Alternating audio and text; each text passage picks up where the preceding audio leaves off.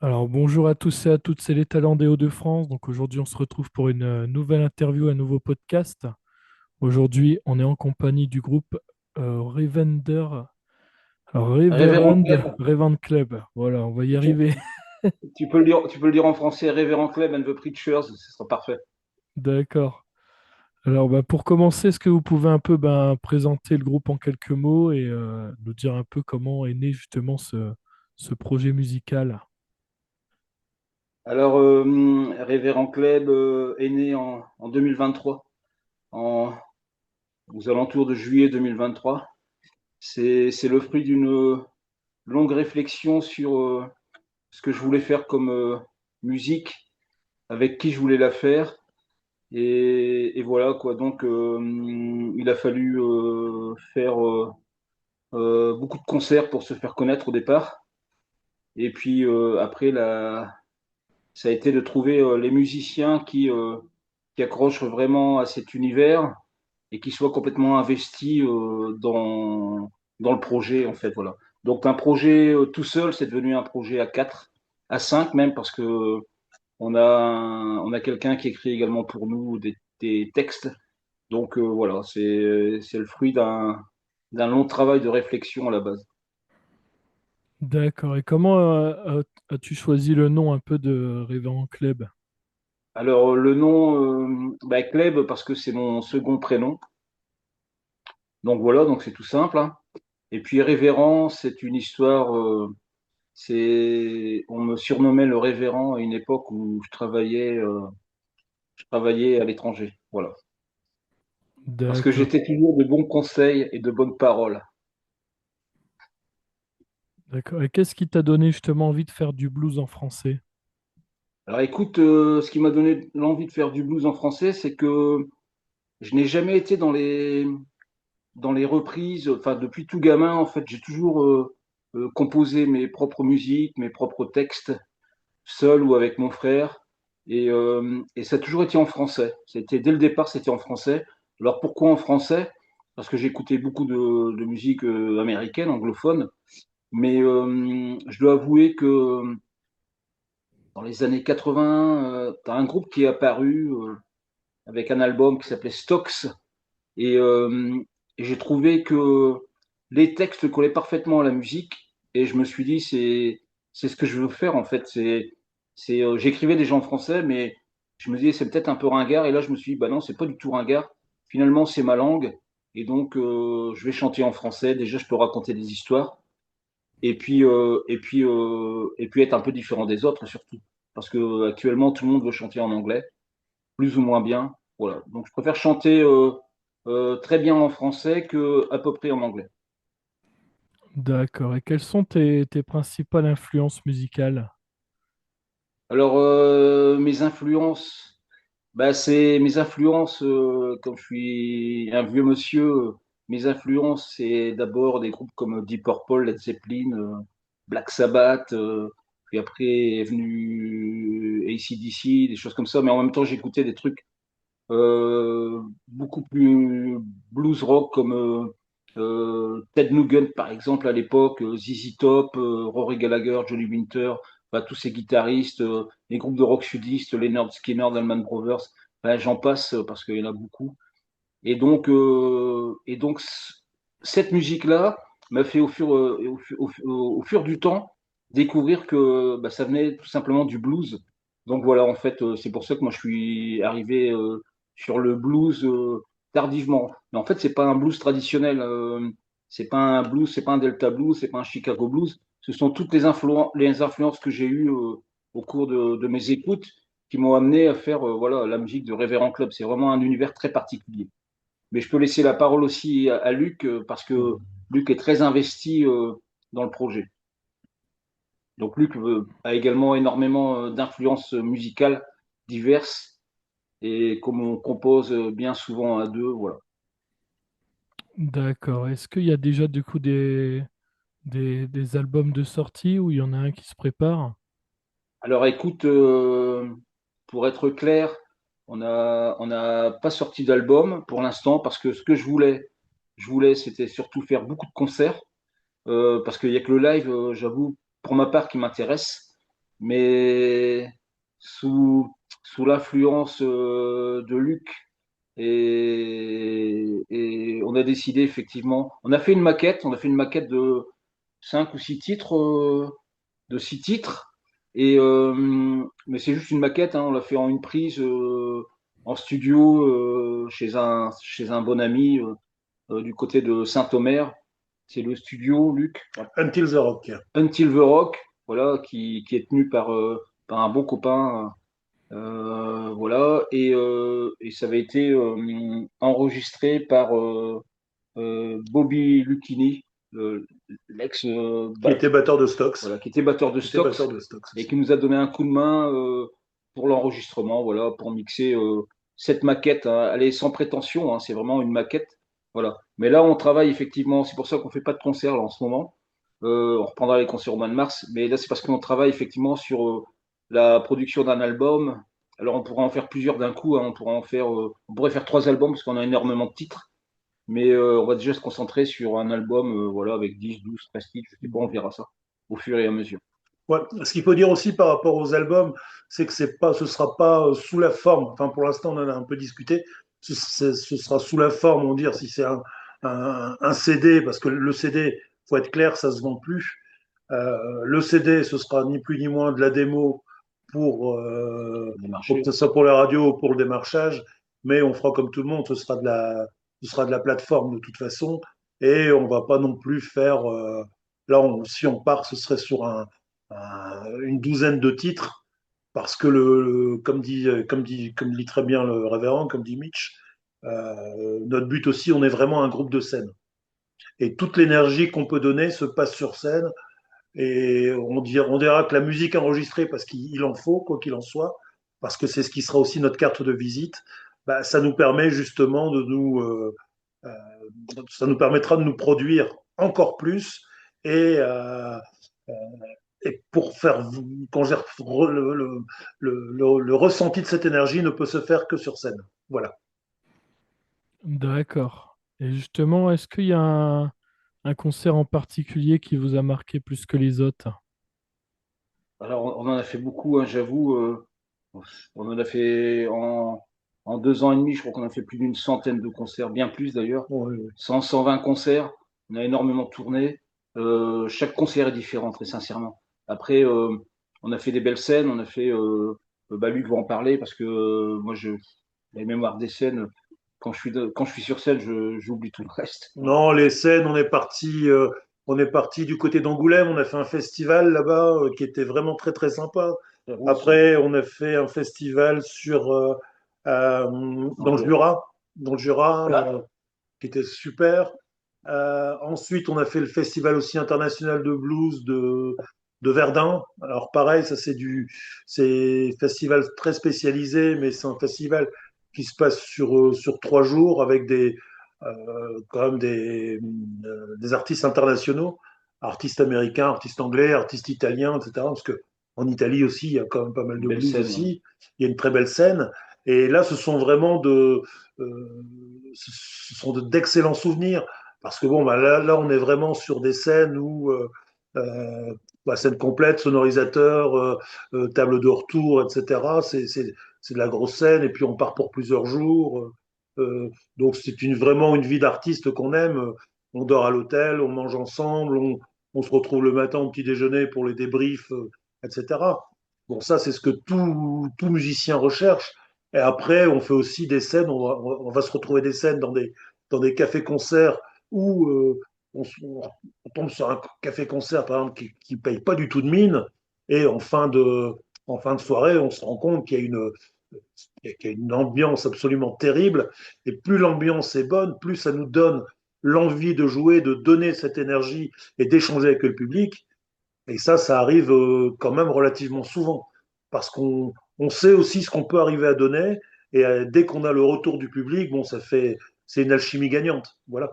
En fait, le- la musique qu'on produit, qu'on fait, elle est basée sur l'énergie et sur une musique participative. Les textes, les musiques sont écrites pour que le public participe avec nous. Qu'il y a un échange avec le public. On Ouais. doit avoir un échange. Alors ça peut être juste émotionnel, mais ça peut être aussi très très festif. Et c'est le but en fait, c'est le but recherché. Donc ça, reproduire ça sur un album, c'est un peu complexe, mais on va faire quelques titres quand même, comme disait Luc, on en fera une douzaine, je pense. Et mais voilà, notre musique, c'est une musique vivante qui s'écoute et qui se voit. Pour le coup, c'est voilà. Donc c'est pour ça qu'on demande toujours au public de participer. Alors quelquefois c'est un peu plus dur, par exemple sur des gros festivals, c'est un peu plus dur parce que les gens sont là pour écouter des artistes et donc ils sont pas spécialement dans la participation. Mais bon, on y arrive avec quelques titres qu'on a sous la main, on arrive à les faire participer.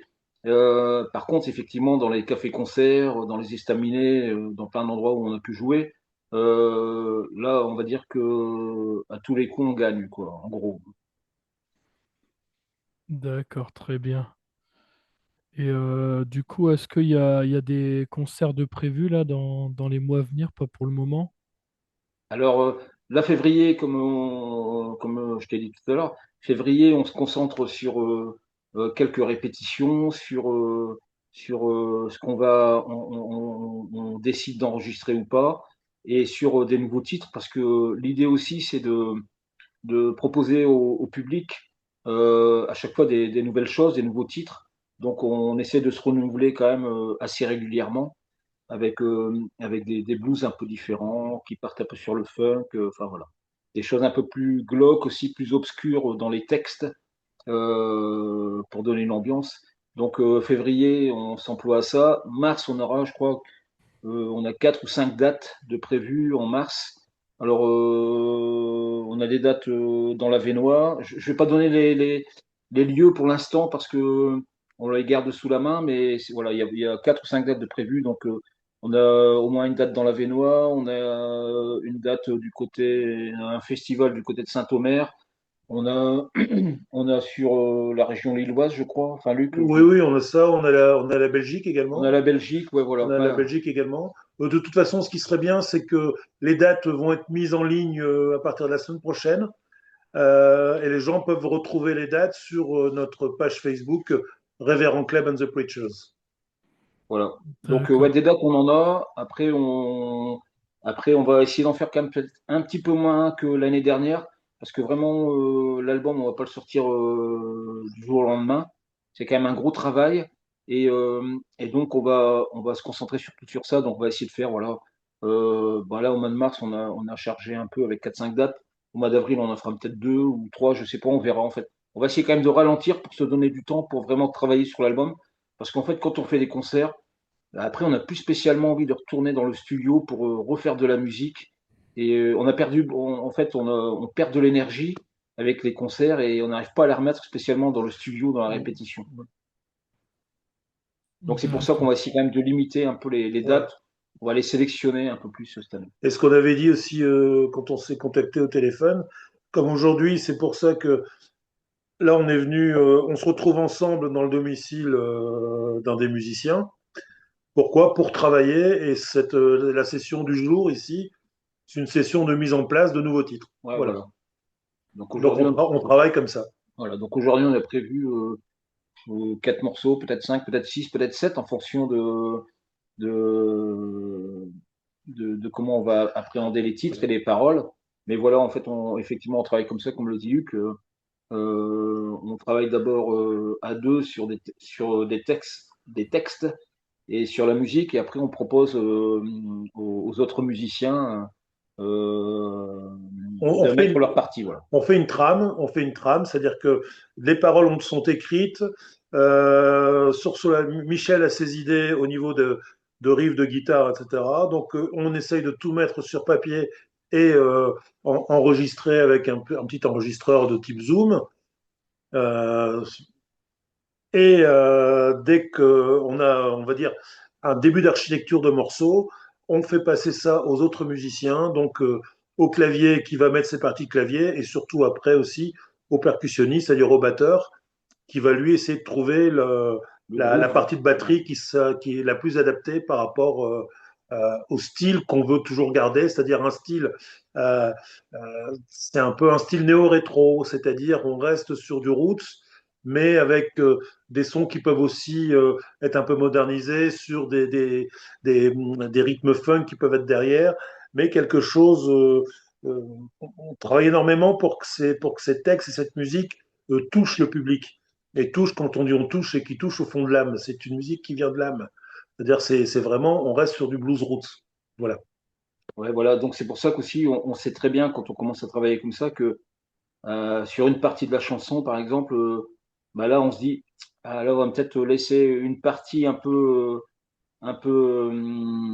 libre parce que c'est à ce moment-là que le public, on va le faire participer. Ou pas, hein, mais tous les morceaux sont construits de cette façon-là, en fait, avec une participation du public. Après, on peut pas faire participer le public sur tous les titres, mais en fonction du ressenti pendant les concerts, on sait que ce titre-là, bah tiens, là, on peut s'amuser aussi avec le public, donc on le fait, et puis la fois d'après, c'est sur un autre titre, voilà. Voilà. Et ce qu'on met aussi très en avant, ça c'est aussi un des traits de caractère du groupe, c'est on insiste énormément sur le texte par lui-même. Parce que les textes, c'est pas. Le texte est un texte comment dire, qui veut dire quelque chose. C'est pas un texte qui est mis sur une musique. C'est plus une musique Qui est mis sur qui est le texte, mise ouais. sur un texte. Et où il y a des textes qui peuvent être tristes, il y a des textes qui. Mais ce sont des textes de tous les jours, c'est-à-dire un texte sur l'amour, sur la mort, Sur les faits de société, sur la vie en général. Et, et ce texte-là, on sait que ce texte-là, les gens l'écoutent. Et on en revient aussi sur ce qu'a dit Michel au départ, sachant que les gens écoutent, donc autant le faire en français, parce que c'est bien écrit et c'est en français. Voilà. en fait, voilà, ouais, en fait, alors parce que je parlais, je disais que il y a des textes qui parlent de faits de société, c'est toujours fait avec beaucoup de décalage, hein, c'est avec l'humour, c'est toujours pris avec humour, on n'est pas là on n'est pas des politiciens ou des choses comme ça, nous on est là pour s'amuser. Donc quand on parle, par exemple, on a un titre qui s'appelle le blues du 49.3, on parle de vérité, mais c'est fait avec beaucoup d'humour et il faut prendre ça au second degré. Voilà. Donc ça, c'est le point essentiel aussi. Enfin, c'est un trait de caractère chez nous. Si on prend tout au second degré, voilà, on ne se prend pas au sérieux. Voilà. On est là juste pour s'amuser, quoi, simplement. D'accord. Bah écoute, je pense que vous avez tout dit en tout cas de tout ce que j'avais préparé comme question. Parce Ah, on a eu de tout, on a eu le moment, comment la composition est faite, les concerts, tout ça. On a vraiment eu tout la présentation du groupe. Est-ce que vous avez peut-être une dernière chose à ajouter pour finir justement cet entretien? Bah, on peut parler aussi en fait, juste pour dire que le côté roots aussi vient également des instruments, en fait, voilà, que pour ma part, j'utilise la guitare, mais j'utilise aussi beaucoup les cigar box, donc qui sont les prémices des guitares dans le monde du blues. Et donc ça également, voilà, c'est un impact visuel et ça demande une technique particulière dans le jeu, voilà, donc. Voilà, après, rien de plus, quoi. Mais voilà, c'est ce qui donne tout le caractère roots et en même temps, quelquefois moderne, parce que ce sont des trucs anciens, mais qu'on utilise pour des choses avec un son plus moderne, quoi.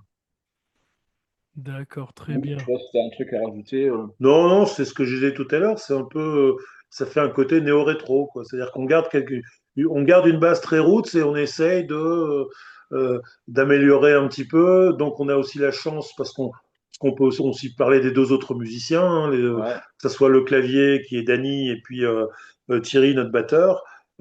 Pareil, ce sont des gens qui ont une très grosse expérience musicale derrière eux de et de scène. scène.